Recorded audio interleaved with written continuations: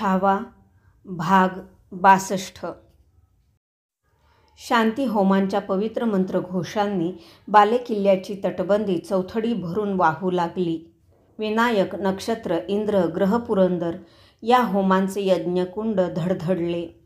हवनासाठी जाळून घेणाऱ्या दूध-तुपाच्या पौष्टिक वासाने महावेदी दाटून गेली.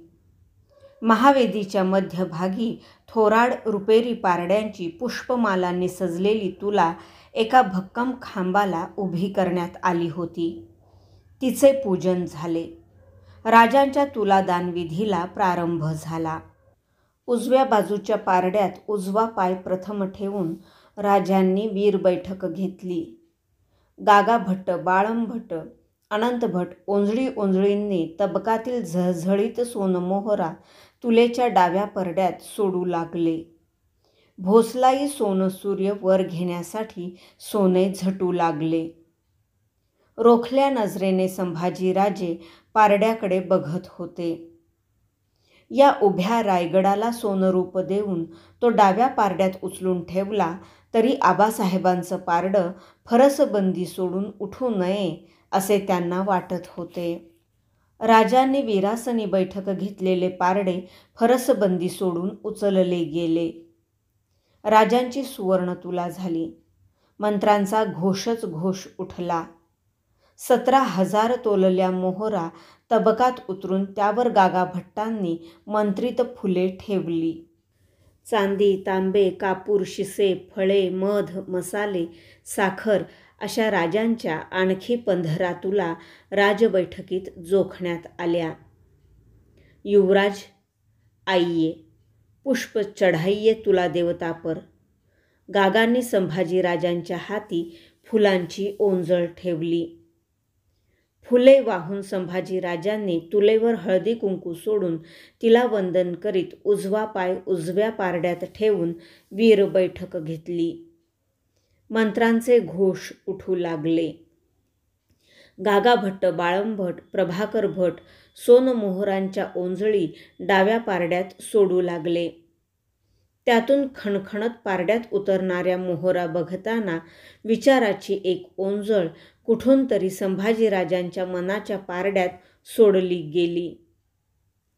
आमच्या मासाहेब इथं येतील आणि शंभूबाळ म्हणत शिवलिंगाला नेहमी वाहतात त्यातील एकच बिल्वपान या पारड्यात सोडून आमच्याकडं बघतील तर आमचं पारडं हा हा म्हणता आभाळाला जाऊन थडकेल.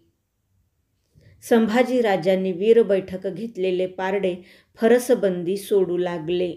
पीतवर्णी वस्त्र अंगभर लपेटून शेजारी उभ्या असलेल्या राजांना ते बघताना वाटले. मोहरांच्या पारड्यातील मोहरनमोहर रंग पालटते आहे. पिवळ्या धमक मोहरा सावळ्या सावळ्या होत आहेत. मंत्रोच्चाराचा उद्घोष करणाऱ्या गागाभट्टांना, सावळ्या मोहरा बघणाऱ्या राजांना, बिल्वपानाच्या विचारात गेलेल्या संभाजीराजांना कुणालाच कल्पना नव्हती की पारड्यात बसलेल्या टोप नसलेल्या सोनेरी कमळाला एक स्त्रीमन आपल्या डोळ्यांच्या तराजूत तोलून धरू बघत होते. सोनेरी बुट्ट्यांचा शालू नेसलेल्या, कपाळी कुंकूपट्टे असलेल्या, नाकात नथ ल्यालेल्या येसूबाईंचे. आपल्या अंगावरचे सगळे सुवर्णालंकार त्यांनी आपल्याच डाव्या डोळ्याच्या पारड्यात टाकून बघितले. मनाचे सोनकमळ त्यावर टाकून बघितले. उजव्या डोळ्यात बैठक घेतलेला हटवादी बेडर बांडा केशरी टोप काही रेसभर हलायला तयार नव्हता. कावऱ्या बावऱ्या येसूबाईंनी आपल्यावर कुणाचे ध्यान तर नाही ना म्हणून डावे उजवे बावरून बघितले. त्यांच्या शेजारी उभी असलेली धाराऊ हसत त्यांना म्हणाली, नथची सवय नाही तुम्हासनी सूनबाई, म्हणून ती काच देतीया. ते ऐकताना येसूबाईंच्या गाली पळसच पळस फुलारले. संभाजीराजे पारड्यातून खाली आले. महाराज्ञी आइये. आचार्यांनी सोयराबाईंच्या हाती फुले दिली. तुलेची पूजा करून पारड्यात उजवे पाऊल ठेवताना सोयराबाईंना आचार्य गागाभट्टांना म्हणावेसे वाटले, करताच आहात आमची तुला तर आमच्या रामराजांना संगती घेऊ द्या. त्यांच्याखेरीज आमची एकलीची तुला कसली करता आहात? पण हस्ती मृत्तिका रामराजांच्या हाती देताना जाणवेल असे घोटाळलेले आचार्य आठवून मग काही न बोलताच त्यांनी एकट्यानेच पारड्यात बैठक घेतली. ज्येष्ठ शुद्ध त्रयोदशीची पहाट किरणांच्या मोहोरा वेचीत फुटू घातली. रात्र 3 घटका उरली होती. शतकांची झोप झाडून एक सोन स्वप्न उराशी घेऊन किल्ले रायगड जागा होत होता. 50,000 माणसांनी गडावर दाटवा केला होता. दुडदुडणाऱ्या नौबतीने रायगडावर डंक्याचे छत्र धरले होते. पहाट स्नान घेऊन शुचिर्भूत झालेले राजे आणि संभाजीराजे जोडीने लोकमाता जिजाऊंच्या पायांचे दर्शन घेण्यासाठी त्यांच्या खासे महालात आले.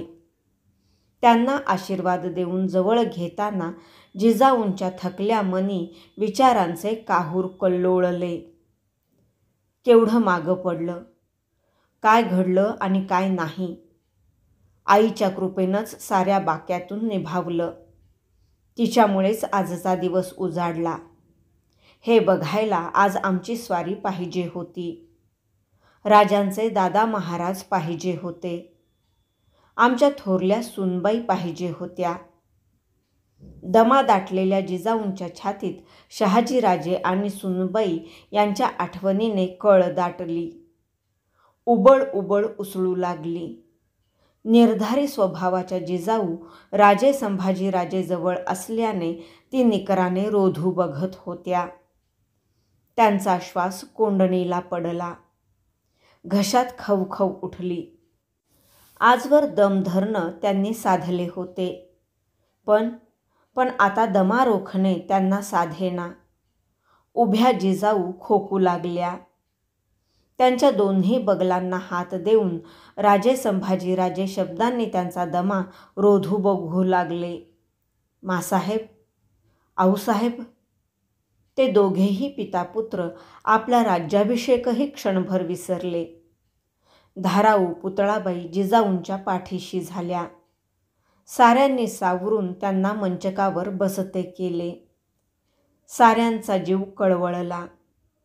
आचार्यांची वर्दी घेऊन बाळंभट महालात आले.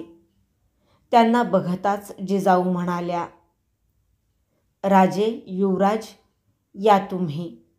आचार्यांची सांगी आली. आता तुम्ही आमचे नाही, सिंहासनाचे. पंडित खोळंबलेत. संभाजीराजांनी पुतळाबाई धाराऊ यांची पायधूळ घेतली.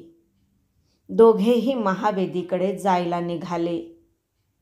मुजरा देत मागच्या कदमांनी मागे हटून वळण्यापूर्वी संभाजीराजांना मान वर करताच पदराने डोळ्यांच्या कडा टिपणाऱ्या जिजाऊ दिसल्या. त्यांचे पाय फरसबंदीला जखडल्यागत झाले. चला. राजांचा घोगरा साद त्यांच्या कानी आला. ते वळते झाले. चालू लागले जगदीश्वर आणि भवानी पूजनासाठी. धाप लागल्यानं पाणी दाटतंय. पाठीशी गप्प गप्प उभ्या असलेल्या धाराऊला जिजाऊ म्हणाल्या. तसे म्हणताना जिजाऊंना कळलेच नाही की धाराऊच्या डोळ्यातही पाणी दाटलेच होते. कसलीही धाप नसताना.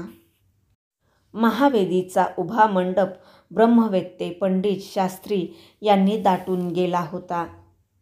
मंडपाच्या मध्यभागी अष्टदिशांना आम्रपत्रे आणि श्रीफले मस्तकी घेतलेले सुवर्णांचे, रुप्याचे, तांब्याचे, मृत्तिकेचे कुंभ स्थापित केले होते. त्यात दूध, दही, तूप, मध आदी पंचामृत आणि पाणी मंत्रित करून भरले होते. त्या सर्व कुंभांच्या कंठांना फेर टाकून कुंकू हळदीत न्हालेल्या शुभ्र धाग्यांनी ते अष्टकुंभ एकजीव करून एक नेटका अभिषेक चौक सिद्ध केला होता. चौकाच्या दक्षिण दिशेला औदुंबराची प्रशस्त आसंदी उभी केली होती. राजे युवराज सोयराबाई यांनी अभिषेकासाठी स्थानापन्न होण्याची ती बैठक होती. औदुंबराच्या पवित्र समिधांची. तिच्यासमोर कढी व तुपाने शीग भरलेली काशाची मोठी परात रांगोळी फिरलेल्या चंदनी चौरंगावर मांडली होती. तिच्या उजव्या तर्फेने तूप भरलेला सुवर्ण कलश, दूध भरलेला रौप्य कलश, दही भरलेला ताम्र कलश, मध भरलेला मृत्तिका कलश, मोतीलगाचे नकसदार छत्र, मयूर पिसांचा आब्दागिरी पंखा, भगवे वाद लोंबणारा सोनेरी मोरचेल असा अभिषेकी सरंजाम हारीने लावून ठेवला होता. राजमंडळाच्या समंत्रक स्नानासाठी चौकाच्या मध्यभागी 2 स्नानचौक उभे केले होते. एक खुला राजे व संभाजीराजांसाठी, दुसरा आडपडदे टाकलेला सोयराबाईंच्या स्नानासाठी. स्नानांचे सांडीव पाणी अभिषेक चौकाबाहेर काढण्यासाठी विटांचे पाट त्यांच्या भोवतीने फिरविले होते. मंडपांचे पूजन करून मंत्रघोषांच्या गजरात राजे, संभाजीराजे, सोयराबाई हे राजमंडळ मंडपात आले. गणेशपूजनाने अभिषेक विधीला सुरुवात झाली. कुंकू हळदीच्या चिमटी सोडून राजमंडळ दक्षिण पाऊल धाग्यापार ठेवीत अभिषेक चौकात आले. त्यांच्या पाठोपाठ गागाभट्ट, बाळंभट आदी मंत्रवेत्ते आले. मोरोपंत, हंबीरराव, अण्णाजी, रामचंद्रपंत, त्र्यंबकपंत, दत्ताजी त्रिमल, निराजीपंत आणि रघुनाथ पंडित हे मंत्रीगण आले. समंत्रक स्नानानंतर राजे युवराज यांचे मृत्तिका आणि पंचामृत स्नान झाले. मंत्रांचा घोष चढीला पडला. मंडपभर जागा मिळेल तिथे माणूस दाटले होते. मंत्रीगण पाठीशी घेत राजे आसंदीजवळ आले. आसंदीची सविध पूजा झाली. पायाचा स्पर्श होणार नाही अशी दक्षता घेत राजे आसंदी आरूढ झाले. पाठोपाठ सोयराबाई आणि संभाजीराजे चढले. अभिषेकांच्या मांडल्या सरंजामातील छत्र अण्णाजींनी उचलले. आबदागिरी मोरपंखा त्र्यंबकपंतांनी घेतला. सुवर्णी मोरचेल दत्ताजींनी हाती घेतला. तिघेही आसंदीच्या पाठीशी झाले. सुवर्ण कुंभ घेतलेले मोरोपंत, रौप्य कुंभ उचललेले हंबीरराव, ताम्रकुंभ तोललेले रामचंद्रपंत, मृत्तिका कुंभ सावरलेले रघुनाथ पंडित आणि सुवर्णी हिरे रत्नजडित राजदंड पेललेले न्यायाधीश निराजीपंत आसंदीच्या दुतर्फा झाले. भंडारा वाहिलेली सोन्याची ओंजळ पूर्वेच्या दिशेने उधळून आचार्य गागाभट्टांनी खड्या आवाजात अभिषेकाची रोमांचक पावन नांदी दिली. ओम गंग गणपतये नमः, कुलदेवतेभ्यो नमः. मोरोपंतांनी हातीचा तूप भरला सुवर्णकुंभ बाळंभटाच्या हाती दिला. राजे, संभाजीराजे, सोयराबाई यांच्या राजमस्तकांवर अभिषेक होऊ लागला. ते तिघेही निथळू लागले. तूप, दूध, दही, मध अशा सत्वरसात गंगा, सिंधू, यमुना अशा लोकनद्यांच्या पावन जलात, पश्चिम, पूर्व, दक्षिणेस गरजत उसळणाऱ्या मर्दान्या सागरांच्या अशरण जलात ते निथळू लागले. आणि त्यांच्याबरोबरच जगदंबेचा थोर भुत्या रायगडही निथळू लागला. जमलेल्या 50,000 उराउरांतून ओसंडणाऱ्या स्वातंत्र्य लाटांत नगारखान्यावरचा सोनकिनारी जरीपटका निथळू लागला. वरच्या आकाशातून पाझरणाऱ्या आजवर कामी आलेल्या हजारो मावळवीरांच्या आनंद आसवात जिजाऊंचे म्हातारपण निथळू लागले. कृतार्थतेच्या जीव कोंडणाऱ्या दम्यात जगदंबेचे आईपण निथळू लागले. भूत्यांच्या कवतुक महिम्यात झोपडी खोपटात अंग टाकणाऱ्या शिंगांची तानकाणी पडताच एका हाताने पाठीशी ढाल बांधून घेत दुसऱ्या हाताने आपल्या खोपटावर चिलमीवरचा निखारा तसाच उचलून ठेवून जय भवानी गर्जत घोड्यावर मांड घेणाऱ्या हर मावळी धारकऱ्यांचे मर्दपण निथळू लागले. आता मराठा गादी झाली या रांगड्या अभिमानात. अभिषेक संपन्न झालेल्या राजमंडळाने उंची राजपेहराव परिधान केले. काशाच्या परातीतील कढीव तुपाच्या दर्पणात मुखदर्शन घेतले. शस्त्रपूजा करून राजे युवराजांनी अंगी शस्त्रे धारण केली. समर्थांचा कोदंड खांद्यावर घेताना राजांच्या मनात त्यांनी दिलेला बोध टंकारला. मराठा तितुका मेळवावा, महाराष्ट्र धर्म वाढवावा. देवद्रोही तितुके कुत्ते, मारून घालावे परते. अवघा हलकल्लोळ करावा. युवराज संभाजीराजांना संगती घेऊन राजे गागाभट्टांमागून चालले दरबारी चौकाकडे. सिंहासनाच्या रोखाने त्यांच्या मागून मंत्रीगण, शास्त्री, जमलेले बिन्नीचे सरदार चालले. दूरवर डोंगररांगांआड नवा उषःकाल भवितव्याची वाट चालला. राजे, युवराज, सोयराबाई दरबारी चौकात आले. मुंगी शिरायलाही वाव मिळणार नाही असे माणूस चौकात दाटले होते. छताला धरून चौबाजूंना ओळंबलेले झालेदार पडदे झळकत होते. पुष्पमालांनी सारा दरबार शिणगारला होता. साऱ्यांचे डोळे जखडले होते राजमंडळावर. टाचा उंचावून माणसे धडपडत होती राजदर्शनासाठी. राजे, सोयराबाई, युवराज सिंहासन चौथऱ्यासमोर आले. प्रथम पायरीला लागूनच एका चौरंगावर चांदीचे घंगाळ होते. त्यात ताम्र मुहूर्तपात्र सोडले होते. आचार्यांनी दिलेले श्रीफळ चौथऱ्याच्या प्रथम पायरीजवळ वाढवून राजांनी भकले दुहाती फेकली. सिंहासनाची सविध पूजा बांधली. पोतराजाने समोर धरलेल्या परडीतील भंडाऱ्याची मूठ उधळली. जगदंब जगदंब. कुणालाही ऐकू येणार नाही असे स्मरण करीत राजांनी सोनपत्र्याने मढविलेल्या चौथऱ्याच्या पायरीवर उजवा पाय ठेवला. राजे चौथरात चढू लागले. त्यांच्या पायमागाला धरून सोयराबाई, संभाजीराजे चौथरा चढले. मोतीलगाच्या छत्राला धरून असलेल्या व्याघ्रदंडी हिरेरत्नजडित प्रशस्त सुवर्ण सिंहासनाला छातीशी हात भिडवीत राजांनी वंदन केले. पाय न लावता उगवता पुढा धरून त्यांनी सिंहासनावर वीर बैठक घेतली. सिंहासनासमोरच्या चरणासनाला लागून असलेल्या उजव्या सोनेरी पायरीवर संभाजीराजांनी बैठक घेतली.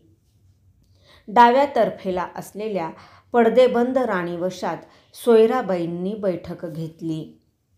अष्टप्रधान मानाप्रमाणे एक एक सुवर्णस्तंभ धरून खडे झाले. आबदागिरे, गुरझपदार, चौरीवाले, पंखावाले यांनी आपापल्या जागा घेतल्या. आचार्य गागाभट्टांनी राजे, युवराज यांच्या मस्तकीचे टोप उतरून मोकळ्या तबकात ठेवले. दुसऱ्या तबकात असलेला राजांचा अभिमंत्रित शुभ्रवर्णी टोप आचार्यांनी हाती घेतला. मंत्रसाद उठू लागले. मुहूर्तपात्र घंगाळात डुबताना आचार्यांनी राजटोप राजांच्या मस्तकी स्थापित केला. दुसरा केशरी टोप संभाजीराजांच्या मस्तकी चढविला. रायगडाचा बुलंद तोफखाना दणाणू लागला. उखळी बंदुकांच्या फैरी झडू लागल्या. चौघडे, नगारे, शाजने यांचा राजडंका घुमू लागला. गुरझपदाराने हातचा गुरझप उचलून धरीत ठणठणीत अलकाब दिला. राजश्रिया विराजित, सकळ गुणमंडित, क्षत्रिय कुलावतंस, सिंहासनाधीश्वर, गो ब्राह्मण प्रतिपालक, हिंदू पदपातशहा, श्रीमान महाराज छत्रपती शिवाजी महाराज की जय जय जय. उभ्या दरबाराने तो अलकाब वरच्यावर तोलून धरला. त्या कल्लोळाने चौथऱ्यावरची सुवर्णी न्यायतुलाही थरथरली. आपल्या दोन्ही पारड्यात नाचण्या एवढीही तफावत नाही ना याची खातरजमा घेत स्थिर झाली. कानी पडलेला जयकार संभाजीराजांच्या अंगी टपटपून उठला. त्यांना वाटले उठावे आणि घाटी फुलवीत आपणही त्याला दाद द्यावी. उगवतीवर आलेल्या सूर्याची किरणे थेट चौथऱ्याला मुजरा द्यायला रुजू झाली. सुवर्णी सिंहासन झळाळून उठले. नेहमीच्या सरावाने संभाजीराजे बसल्या बैठकीवरूनच दूरवर दिसणाऱ्या सूर्याचे दर्शन घेण्यात दंगले. त्यांचे ते सूर्यदर्शन भंगले, कारण त्यांच्या अवतीभोवती रोमांचक खणखणाट करीत सोनमोहरा कोसळत होत्या. सिंहासन मंडित राजांना प्रधानमंत्री मोरोपंत ओंजळींनी सुवर्णस्नान घालीत होते. राजांच्या मस्तकावरून उड्या घेत उतरलेल्या मोहरांचा पायगतीला बसलेल्या संभाजीराजांच्या भोवती सडाच सडा पडू लागला. एकलगीने भरजरी नजराण्यांची शेकडो तबके सिंहासनासमोर पेश येऊ लागली. दरबारी गर्दीतून वाट काढीत टोपीकरांचा गोरा साहेब हेनरी ऑक्झेंडन सिंहासनासमोर आला. डोकीवरची साहेबी टोपी उतरून राजे युवराजांना कमरेत झुकून अदब देताना तो टोपीकर बोलीत पुटपुटला. Your excellency Raja Shivaji may power his mercy to accept the gifts of company. त्याच्या तबकधाऱ्यांनी आणलेल्या नजराण्यात राजांच्यासाठी एक हिरेजडित शिरपेच, 2 किमती मोती आणि 2 हिरेजडित सलकड्या होत्या. संभाजीराजांच्यासाठी 2 हिरेमंडित सलकड्या आणि भरजरी हिऱ्यांची एक कंठी होती. नजराण्याचा विधी आटोपला. महादाणी देकार सुरू झाला. जमल्या ब्राह्मणांना गोसावी, उत्पात, वासुदेव, भुते, पोतराज, बैतेदार, फकीर, बैराग्यांना राजे युवराज दान करू लागले. दान घेणारे भरल्या तोंडाने दुवा आशीर्वाद देऊ लागले. तथास्तु, भोलानाथ सुखी ठेवील, खुदा सलामत रखे. देकार सरला. दरबारी कलाकारांनी पवाडे, नृत्य, भजन यांच्या शेलक्या चिजा पेश केल्या. सर्वात शेवटी व्रजकवी भूषण कमरशेला आवळून सिंहासनाच्या सामोरा आला. त्याची बिजलीवर मांड घेतलेली दिमडी थडथडू लागली. कानावर हात घेत त्याने राजांच्या कुलदेवाचे नमन धरले. जय जयंती, जय आदिसकती, जय चमुंड, जय मुंड भंडासुर खंडिनी, जय सुक्त, जय रक्तबीज बिड्डाल भिहंडिनी. ते नमन ऐकताना राजांचा हात छातीवरच्या कवड्यांना भिडला.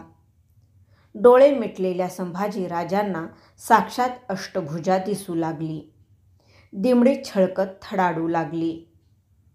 दशरथ जू के राम, भय वसुदेव के गोपाल, सोई प्रगटे साई के, श्री शिवराज भोपाल.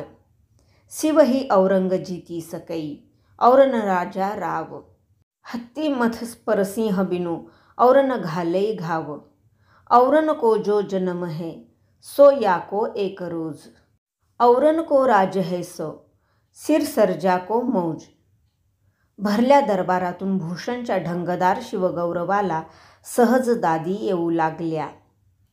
डोळे मिटलेला भूषण हात छताकडे उडवीत शब्दांचे पोतचे पोत नाचवू लागला. जीवन मै नरलोग बडो, कवी भूषण भाषत पैज अडो है नरलोगन मै राज बडो, सब राजन में शिवराज बडो है. को दाता को रण चढ़ो, को जग पालनहार. कवी भूषण उत्तर दिखो, शिवनृपहरी अवतार. युवराजपण विसरून संभाजीराजे हात उठवून कवी भूषणच्या तेजरसी रोमांचक रचनेला दाद देऊ लागले. चौकात मागे पाण्याची कारंजी उसळत होती. पुढे शब्दांची कारंजी उसळू लागली. राजांचे यश वर्णन करताना बेभान भूषण स्वतःला विसरला. तेरे तेज है सर्जा दिनकर सो, दिनकर है तेरो तेज के निकर सो. तेरो जस है सरजा हिमकर सो, हिमकर है तेरो जस के अकर सो.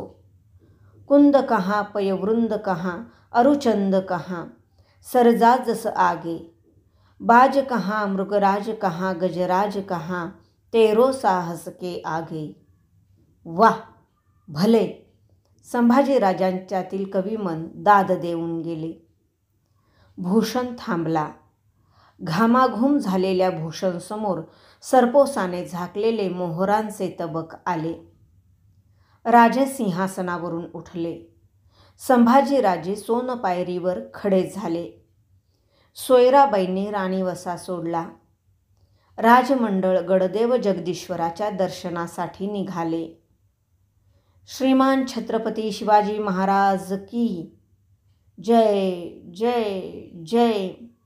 जयकारांनी भोवतीचे झिरझिरे पडदे सळसळून उठले. राजमंडळाच्या कदमाकदमांबरोबर दुहातीची शेकडो इमानी मस्तके झुकू लागली. महामुजरे झडू लागले.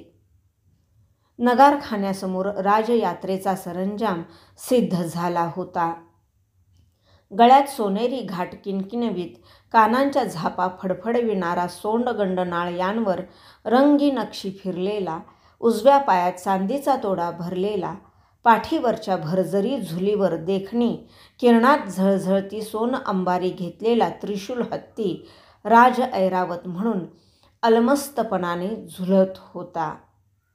त्याच्यासमोर पांढरा शुभ्र जातवान घोडा आयाळीवर पिसांचा मोरचील मिरवीत, अंगी तलम झूल घेऊन, गळ्यात सोन कोयऱ्याची माळ आणि उजव्या पायात सोन तोडा मिरवीत लाभाचा राज अश्व म्हणून उभा होता. नंग्या तलवारी हाती पेलून निवडीच्या पेहरावातील दरपारी मानकऱ्यांनी दुहाती शिस्त धरली होती. अब्दागिरे, निशाण बारदार, चौरीवाले, गुरझबे यांनी ऐरावताला कडे टाकले होते. माहुताने इशारा देत राज ऐरावत बसता केला. त्याला शिडी लावण्यात आली. उजव्या हाती सुवर्णी अंकुश घेऊन फिलवान म्हणून सरलष्कर हंबीरराव प्रथम राज ऐरावतावर आरूढ झाले. पाठोपाठ राजे व बाकीचे राजमंडळ ऐरावतावरील सोन अंबारीत स्थानापन्न झाले. सोन मोरचेल घेऊन चढलेले मोरोपंत त्यांच्या पाठीशी वीर बैठकीत बसले. हंबीररावांनी ऐरावताला अंकुशमार देऊन खडे केले. सुवर्णी फुले, गुलाल, पुष्पे ऐरावतावर उधळली जाऊ लागली. राजयात्रा निघाली. कुबेरी थाटात लेझमाचे तांडे खेळीला पडले. रणहलग्या ताशे तडतडू लागले. तोड्यांच्या बंदुका आणि जडशीळ उखळ्या दणाणू लागल्या. दांडपट्टे, फरीगदगा, बोथाट्या यांचे खेळगडी अंबारीतल्या राजमंडळाला आपले कसब दावण्यासाठी समोरच्या खेळगड्यावर इरेसरीने घालून घेऊ लागले. गुरझबदार राज अलकाब देऊ लागले. राजश्रिया विराजित, सकळ गुणमंडित, दाटल्या कंगणी पगड्यांचा लाल दर्या सरकू लागला. त्या सरकत्या दर्यावर अंबारीच्या रूपाने वर आलेला मावळी अभिमानाचा सूर्य बघून उगवतीला कासराभर वर चढलेला आभाळीचा सूर्यही क्षणभर थरथरला. लपकन कमरेत झुकला. शिव आणि शंभो शंकराच्या दर्शनाला निघाले. रथयात्रा जगदीश्वराच्या मंदिरासमोर आली. एका बाजूला महाराणी सोयराबाई, दुसऱ्या बाजूला युवराज संभाजीराजे घेऊन महाराज जगदीश्वराच्या चौक आवारात आले. देवदर्शन करून राजयात्रा बालेकिल्ल्याकडे परतली. राजमंडळ जिजाऊंच्या खासे महालाकडे निघाले राजमातेच्या दर्शनासाठी. छत्रपती महाराज येत आहेत. वर्दी ऐकताना जिजाऊंचे सुरकुतलेले अंग रोमांचून थरारले. त्यांच्या बैठकीच्या भवत्याने पुतळाबाई, धाराऊ, येसूबाई उभ्या होत्या.